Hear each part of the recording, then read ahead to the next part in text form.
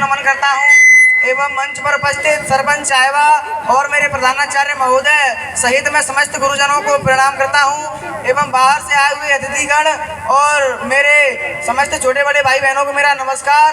तो आज गणतंत्र दिवस के इस पावन पर्व पर आप सभी की उपस्थिति एवं आप सभी के द्वारा बनाया हुआ ये माहौल अति प्रणम्य है। मैं आप सभी के धैर्य को नमन करता हूँ। ना मैं किसी के चेहरे से चमकता हूँ, ना मैं किसी के लफ्जों में मरता हूँ। आज का ये मंच बड़ा समृद्ध है। सबसे पहले मैं कविताएं करना शुरू करता हूँ। जहाँ प्रेम और अपनेपन का भाव देखने को मिले उसे तसीमो गाम कहते हैं। जहाँ प्रेम और अपनेपन का भाव देखने को मिले उसे तसीमो गाम कहते हैं। और जिनकी बदौलत बनी रहती है खेतों में हरियाली उन्हें किसान कहते हैं। जो करते हैं अपनी जान को दांव पर लगाकर संपूर्ण देश की सुरक्षा उन्हें जवान कहते हैं। जहाँ मिले अनेकताओं में एकता उसे भारतीय संविधान कहते हैं। और विभिन्न जातियों के समूह को ही हिंदुस्तान कहते हैं।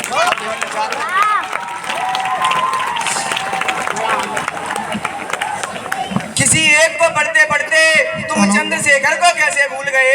किसी एक को पढ़ते पढ़ते तुम चंद्रशेखर को कैसे भूल गए। अरे 3 शेर वह भी थे जो हंसते हंसते फांसी पर झूल गए। तो वीरों ने तसीमों की भी इस पावन धरती पर जन्म लिया था। जो तिरंगा आसमान में रखने की खातिर सीने में गोली झेल गए।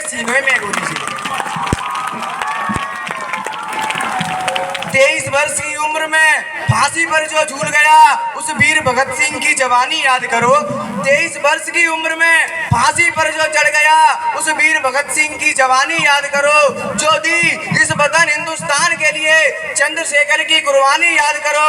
तुम हाड़ा रानी याद करो, अब माँ भवानी याद करो।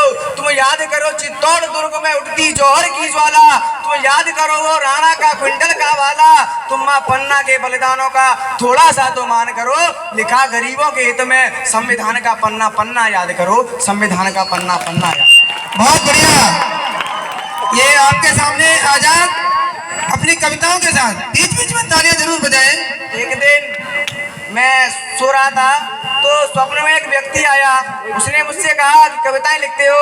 मैंने कहा हाँ जी लिखता हूँ। तो उसने कहा कि मैंने जितने कवियों को देखा है सुना है वो इश्क मोहब्बत लिखते हैं। तुम क्या लिखोगे, क्या तुम भी यही लिखोगे। तो मैंने कहा नहीं, मैं शहीदों की आंखों को सांसों को अपनी जान लिखूंगा।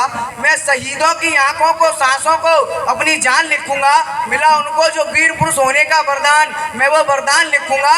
मैंने कहा हाँ होंगे लाखों कभी इश्क और मोहब्बत लिखने वाले, मगर मैं अपनी कलम से वो अपने खून के कतरे कतरे से हिंदुस्तान लिखूंगा। बहुत बढ़िया, जोरदार तालियां। क्या बात है आजाद, बहुत बढ़िया। बात श्रृंगार और अंगार की आ गई थी तो मैं इतना ही कहकर शांत होने वाला नहीं था। मैंने कहा मैं लिखूंगा भगत सिंह की फांसी को, मैं चंद्रशेखर की पिस्टल को लिखूंगा। मैंने कहा मैं लिखूंगा भगत सिंह की फांसी को, मैं चंद्रशेखर की पिस्टल को लिखूंगा। मैं लिखूंगा शहीद छत्तर सिंह पंचम सिंह की इतिहास कहानी को। मैं माँ पन्ना के बलिदानों को लिखूंगा। मैं लिखूंगा महाराणा प्रताप के बाले को, मैं राणा सांगा तक को लिखूंगा। मैं लिखूंगा प्रत्येक अमर वीर की अमर गाथा को। और सबसे बड़े अक्षरों में मैं लिखूंगा अपनी भारत माता को। बहुत बढ़िया, बहुत बढ़िया। क्या बात है आजाद। मैंने कहा मैं लिखूंगा विधवाओं की वेदनाओं को, मैं माओ की सूनी गोदों को लिखूंगा। मैंने कहा मैं लिखूंगा विधवाओं की वेदनाओं को, मैं माओ की सूनी गोदों को लिखूंगा। मैं लिखूंगा बहनों की टूटी राखी को, मैं भाइयों की टूटी लाठी को लिखूंगा। और तुम लिख देना इस दुनिया का दर्द अपने इश्क की किताब में, मगर मैं अपनी हर कविता शहीदों के नाम से लिखूंगा। बहुत बढ़िया, बहुत बढ़िया। किसी ने मुझसे पूछ लिया कि ये मिट्टी किस काम की है, तब मैंने कहा कि हजारों वीर मिट गए इस मिट्टी में, इस मिट्टी के खातिर। ये मिट्टी उन वीरों के सम्मान की है जहाँ लिया था शहीद छत्तर सिंह पंचम सिंह जैसे योद्धाओं ने जन्म। वो मिट्टी मेरे तसीमो गाम की है जहाँ जन्मे थे वीरों के वीर महाराणा प्रताप। वो मिट्टी राजस्थान के जिले मेवाड़ की है। वो मिट्टी राजस्थान के जिले मेवाड़ की है जहाँ बन के बाल गोपाल खेले थे मेरे प्रभु श्री राम। वह मिट्टी श्री अयोध्या धाम की है। और जिस देश में मिट्टी को मां कहा जाता हो वो मिट्टी मेरे वतन हिंदुस्तान है। तड़पे ये दुनिया दुनिया तो मैं इसकी तड़पन बन जाऊं, तड़पे ये दुनिया तो मैं इसकी तड़पन बन जाऊं, धड़के यदि देश प्रेम में तो मैं हर एक दिल की धड़कन बन जाऊं, और जब भी बदलूं मैं अपना रंग तो तिरंगे के इन तीनों रंगों में रंग जाऊं, और ज्यादा कुछ नहीं चाहता हूं मैं अपने लिए, सिर्फ इतना काफी मानता हूं, मैं जब भी मिटूं तो हिंदुस्तान की इस मिट्टी में मिल जाऊं। हिंदुस्तान